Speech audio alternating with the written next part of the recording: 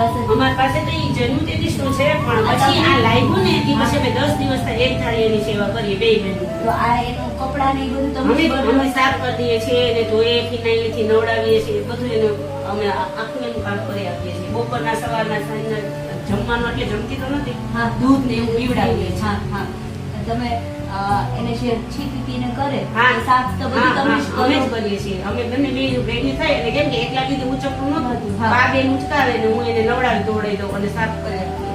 તમે બહુ સારું કામ કર્યું, કેમ કે આજે આપણું બાળક હોય હા. તો એને તકલીફ હોય તો કેમ તો આપણે આપણે કેવી રીતે આપણે એને સાચવીએ, એવી જ રીતે અમે અમારા બાળકની જેમ જ એને સાચવ્યું છે. ના બહુ અમે છે ને અમને એમ હતું આના બે બેનભાઈ જે મરી ગયા ને તે પછી અમને એમ થતું કે આ જીવી જાય એના માટે અમે હોળીએ પડીને દર્શન કરાવવા પણ માત્ર લઈ ગયા હતા ભેગું. બહુ સારું. તમે જેમ આપણે પોતાનું બાળક હોય એવી જ રીતે આને સાચવ્યું છે, અને 2-3 દિવસ પછી તમે એને પાછું લઈ પણ જાજો, કેમ કે તમે જે રીતે તમારી એની સાથે લાગણી હા, છે હા. તો એ તમારી પાસે રહેશે ને તો વધારે તો ખુશ વધારે ખુશ રહેશે. રહેશે. અત્યારે ભલે અહીં એકલું હોય પણ સાચું થાય એટલા હા. દિવસ અહીં ભલે રહે, હા. પછી અમે પાછા એને લઈ ના, ના, જશું. ચોક્કસ તમે એને લઈ જાશો પાછું, અને એને અમે પૂરી કોશિશ કરશું કે એને સારું થઈ જાય, અને તમને પછી સારું થાય એટલે અમે તમને ફોન કરશું. હા વાંધો નહીં. હું જ જોઈ બીજું કઈ એની પીડા મટી જાય એટલે અમને આમ આનંદ થઈ જાય.